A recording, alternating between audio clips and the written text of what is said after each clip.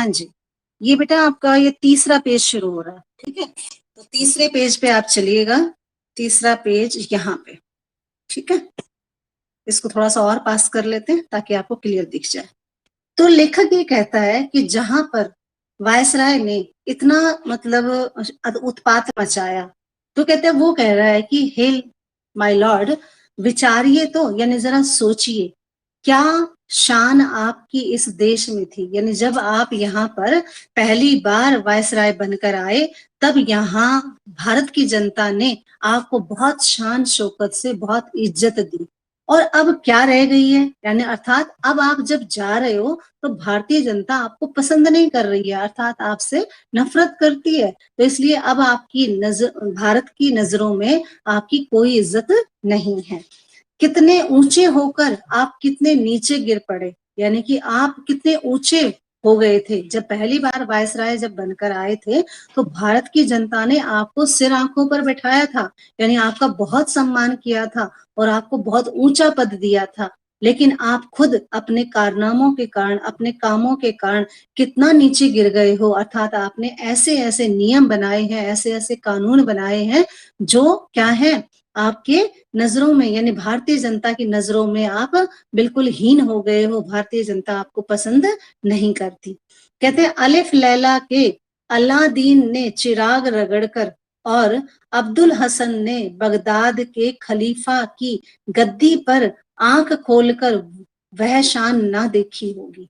कहते हैं, अलिफ लैला का जैसा चिराग है, और चिराग में हम ये कहें कि जो हमें चाहे वो मिल जाए, कहते हैं उतनी खुशी। और अब्दुल हसन के बगदाद की खलीफा की गद्दी पर जब वो बैठा था, जो सुख उसने देखा था, कहते हैं उसकी आंखें खोलकर वो शान उन्होंने ना देखी होगी जो दिल्ली दरबार में आपने देखी। यानी दिल्ली के दरबार में आपकी शान बहुत ज्यादा थी। यानी भारतीय जनता ने आपको सम्मान दिया, शान दी, शोहरत दी, इज्जत दी।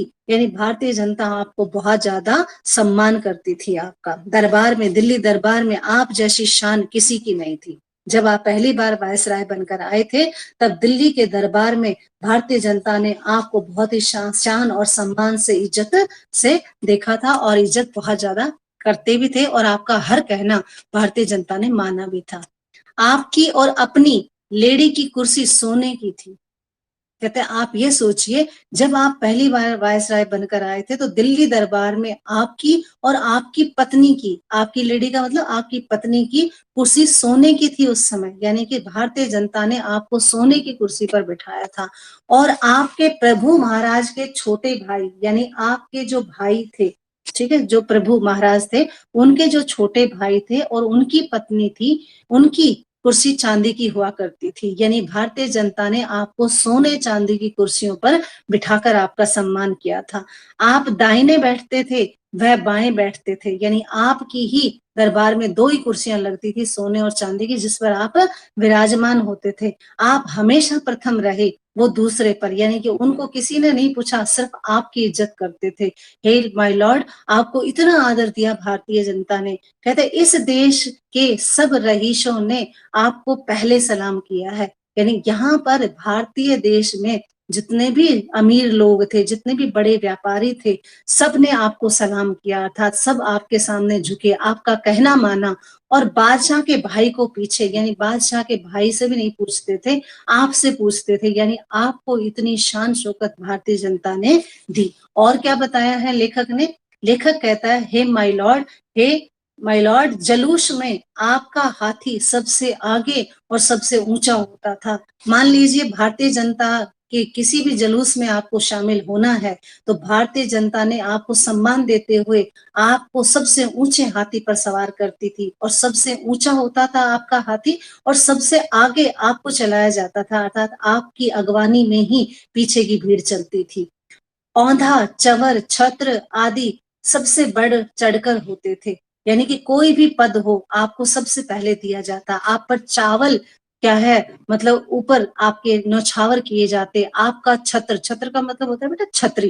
कहता है आपकी छतरी सबसे बढ़ा चढ़ाकर और सबसे ऊंची होती, सबसे छायादार, हर कोई व्यक्ति जो है, आपके सेवादार जो है, छत्र लिए खड़े रहते। अर्थात इस तरह का मान सम्मान भारतीय जनता ने आपको दिया है। सारांश ये है लेखक ये कहना चाहता है कि कहने का मतलब ये हुआ या कहने का भाव ये है कि ईश्वर और महाराज एडवर्ड के बाद आप इस देश में आपका ही एक दर्जा था। कहने का मतलब ये हुआ कि भारतीय जनता ने यदि किसी, अगर हम इतिहास झांक कर देखें तो कहते भारतीय जनता ने या तो सबसे ज्यादा ईश्वर को मानती है वो, या फिर महाराज एडवर्ड को उसने इतना सम्मान दिया होगा जितना आपको दे रही है। वरना यहाँ पर बहुत सारे ऐसे राजा महाराजा आए हैं जिनका इतना सम्मान नहीं हुआ, भारतीय जनता ने आपको सिर आंखों पर रखा। किंतु अब देखते हैं कि जंगी लाट के मुकाबले में आपकी पटकनी खाई, यानी अब आप देख रहे हो कि जंगी लाट के मुकाबले में आपने पटकनी खाई है। अर्थात यहाँ पर जितने भी महाराज आए, लाट का मतलब होता है बड़े बड़े महाराज जो आए हैं, उन्होंने जंग में मुकाबला किया लेकिन वो जीत गए, और आप क्या कर रहे हैं, कहते हैं आप हार गए हैं, आपने पटकनी खाई है, आपने हार का सामना करना पड़ा है, सिर के बल नीचे आ गिरे हैं, यानी आप ऐसे गिर गए हैं भारतीय जनता की नजरों में कि उनकी आपकी इज्जत भारतीय की जनता की नजरों में बिल्कुल भी नहीं है। इतने हीन बन गए हैं आप, इतने नीच बन गए हैं, आपने स्वदेश में वही ऊंचे माने गए। कहता आपके स्वदेश में तो ऊंचे मानते हैं आपको लोग, लेकिन भारतीय जनता आपको बिल्कुल भी पसंद अब नहीं करती है। आपको साफ नीचा देखना पड़ा, यानी आपने अपनी करतूतों के कारण, आप भले ही आप इंग्लैंड में आपका दबदबा हो, लेकिन आपको भारतीय जनता के बीच में नीचा देखना पड़ रहा है, अर्थात शर्म से आंखें आपकी गड़ रही हैं। पद त्याग की धमकी से भी ऊंचे न हो सके, यानी आपको ये भी कह दिया गया कि यदि आपके हालातों में सुधार नहीं हुआ, यदि आपने अपने नियमों में सुधार नहीं किया, यदि आपने अपने स्वभाव में सुधार नहीं किया, तो आपको यहाँ से वायसराय के पद से हटा दिया जाएगा। इतनी धमकी मिलने के बाद भी आपने अपने व्यवहार में कोई बदलाव नहीं किया।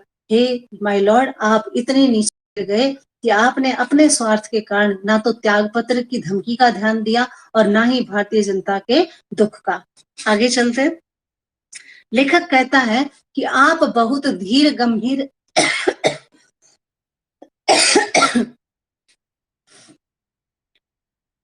लेखक कह रहा है कि हे माय लॉर्ड, आप बहुत ही धीर और गंभीर प्रसिद्ध थे, यानी आपकी धीरता का और आपके गंभीर निर्णय का भारतीय जनता स्वागत करती थी। उस सारी धीरता और गंभीरता का आपने इस बार काउंसिल में बेकानूनी कानून पास करते, यानी उस धीरता और गंभीरता का आपने अब की बार जो काउंसलिंग हुई उसमें आपने बिना नियम कायदे के कानून पास करवाते रहे। ठीक है, यानी जो लायक नहीं था, जो वाजिब नहीं था, जो सही नहीं था, ऐसे आपने कानून अब की बार पास करवाए।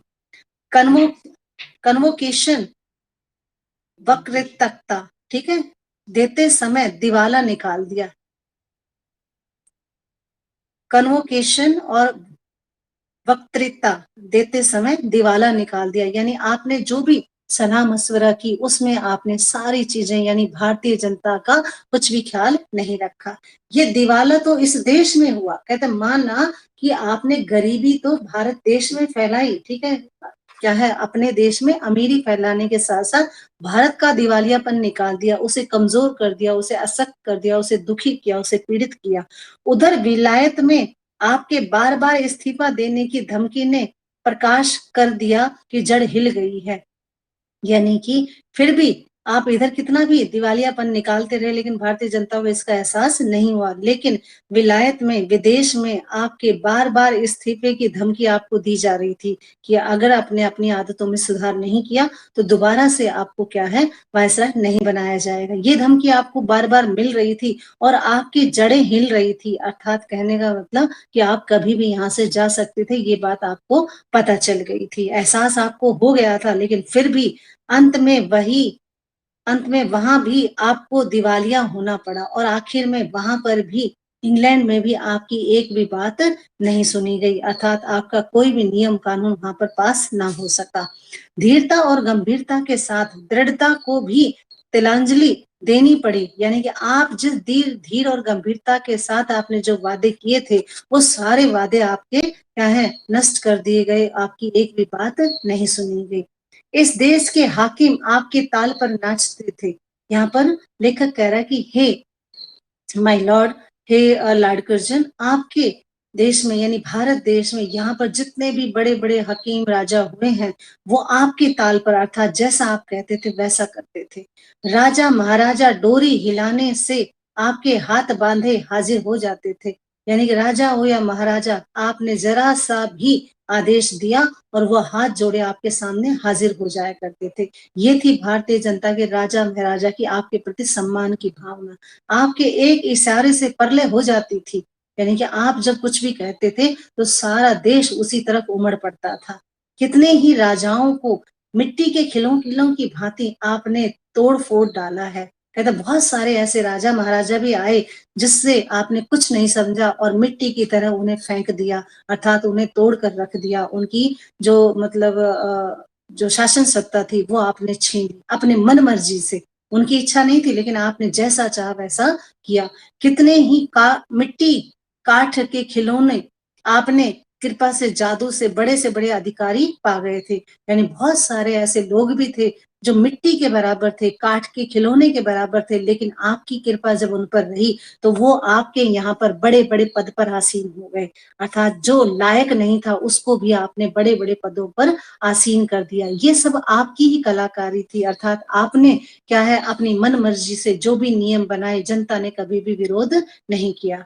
आपके इस इशारे में इस देश की शिक्षा पायमाल हो गई। कहते आपके इस इशारे से सारी शिक्षा का क्या है नाश हो गया, स्वाधीनता उजड़ गई, सबकी आजादी छिन गई। बंग देश के सिर पर आरार रख दिया गया। यानी आपने बंगाल देश के सिर पर आग का गोला रख दिया, उसे झुलसा दिया, उसे तबाह कर दिया आपने। इतने बड़े माई लॉर्ड का ये दर्जा हुआ कि फौजी अफसर उनके इच्छित पद पर नियत ना हो सका। कहते आपने इतना बड़ा फैसला इसलिए लिया क्योंकि आपकी मर्जी से जिस ओंदे पर आप किसी फौजी अफसर को लगाना चाहते थे उसका इंग्लैंड में विरोध किया गया और आपकी बात नहीं सुनी गई। उनको उसी के गुस्से के मारे इस्तीफा दाखिल करना पड़ा और आपके कहने के अनुसार उस फौजी को अफसर नियुक्त ना करने के कारण आपने क्या कर दिया, इस्तीफा दे दिया। वह भी मंजूर हो गया। आपने सोचा कि मैं इस्तीफा दे दूंगा तो शायद इंग्लैंड के लोग मुझे वायसराय के पद पर रख लेंगे, मेरी बात सुन लेंगे। लेकिन कहते हैं कि नहीं, ऐसा नहीं हो सका क्योंकि आपके गुस्से के कारण आपने जो इस्तीफा दिया वो एक्सेप्ट कर लिया गया, अर्थात आपका इस्तीफा भी ले लिया गया और आपको वायसराय के पद से हटा दिया गया। उनका रखाया एक आदमी नौकर ने रखा, लेकिन आपके द्वारा रखा गया एक आदमी उन्होंने नौकरी पर नहीं रखा, उल्टा उन्हीं को निकाल दिए जाने का हुक्म भी मिला और ये भी कह दिया गया कि तुम ही नहीं उनको भी यहाँ से निकाल दिया जाना चाहिए। या भारतीय जनता ने भी विरोध किया कि ऐसे वायसराय को भी यहाँ से हटा दिया जाना चाहिए। तो बेटा ये था आपका तीसरा पेज। अब चलते हैं चौथे पेज पर।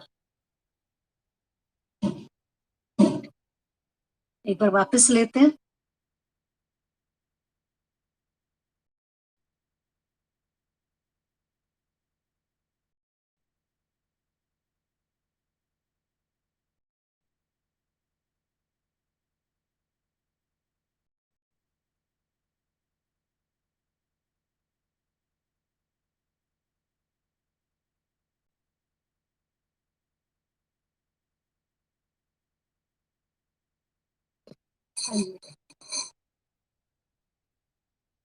ये था आपका तीसरा पेज और ये आ गया है चौथा पेज। ठीक है, अब चौथे पेज पे आपने पढ़ना है।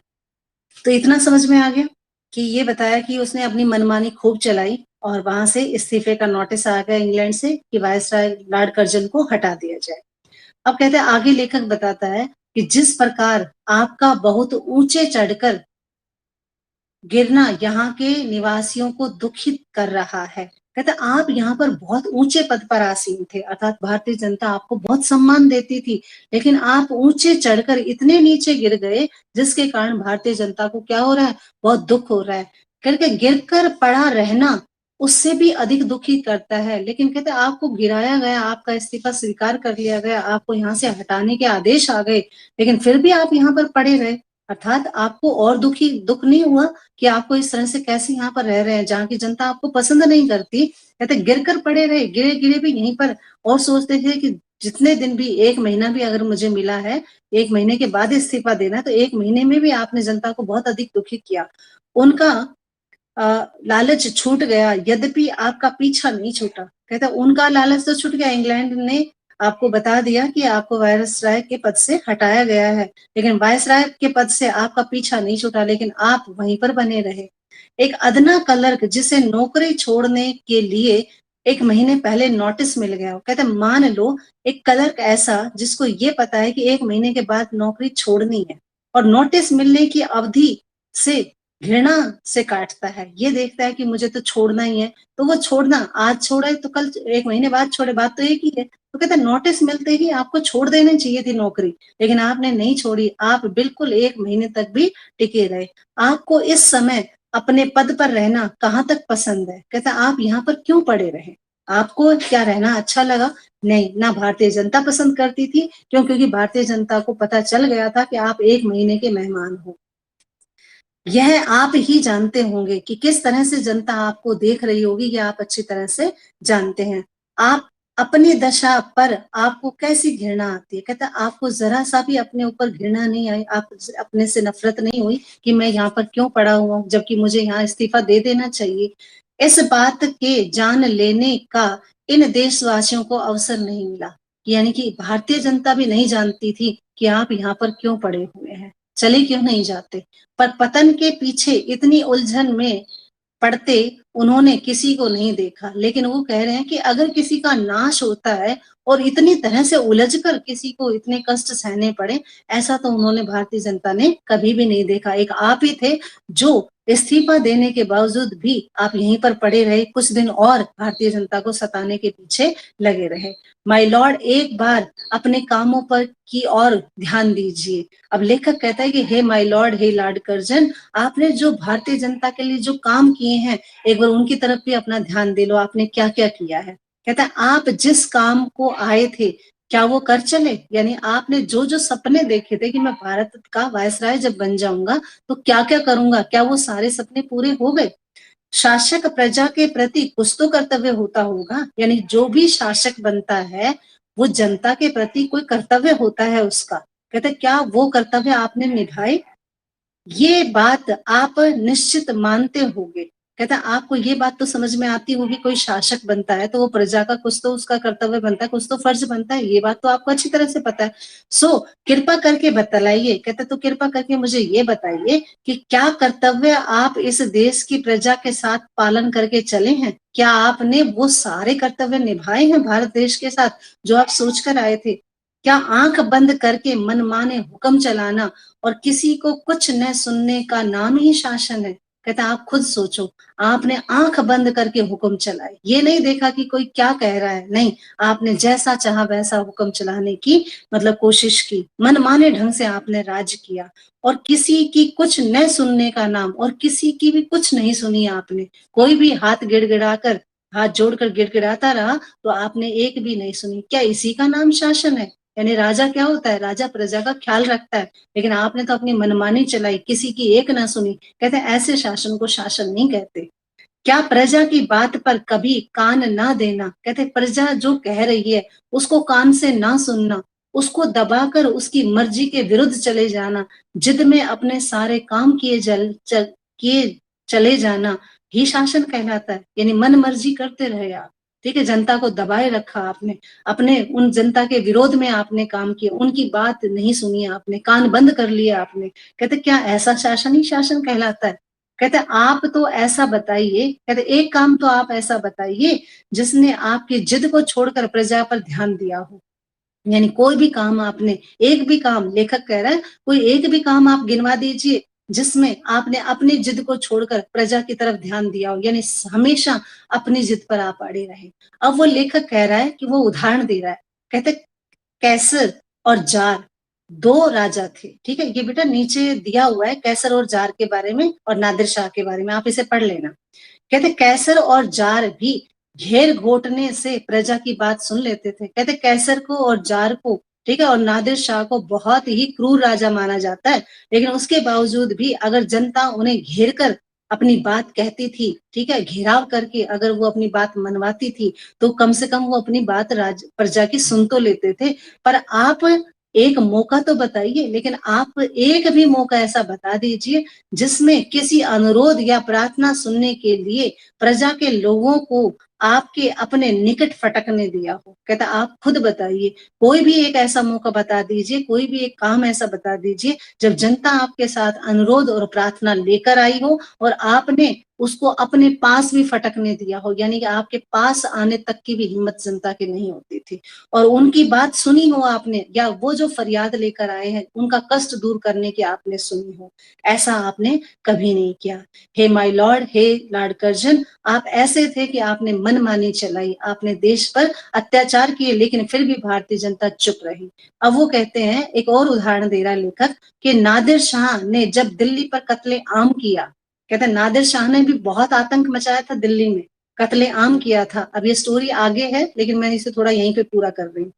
नादिर शाह ने दिल्ली में जब कत्लेआम शुरू किया, बिना वजह लोगों को मारना शुरू किया, तो एक बार आम जनता ने भीड़ में आकर एक व्यक्ति ने अपने गले से तलवार उतारकर ये कहा कि अगर आपको मारना ही है तो सबसे पहले मुझे मार दीजिए, ठीक है। तो कहते नादिर शाह ने जब वो सुना और वो तलवार जब हाथ में उन्होंने देनी चाहिए तो नादिर शाह ने उसकी तलवार के साथ साथ अपनी तलवार भी फेंक दी थी और उसी समय उसने कहा था कि आज से दिल्ली में कत्लेआम नहीं होगा। अर्थात वो भी क्या है, जनता की सुनता था। तो हे माय लॉर्ड, आपको भी, यानी कि हे लॉर्ड कर्जन, आपको भी जनता की बात सुननी चाहिए थी, लेकिन आपने भारतीय जनता का ख्याल नहीं रखा। ठीक है बेटा, तो आज के लिए इतना ही, बाकी पढ़ेंगे कल, ठीक है। हाँ, तो इतना आपको समझ में आ गया होगा।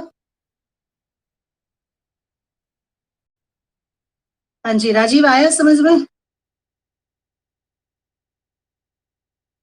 हेलो दिनेश, आपको आ रहा है?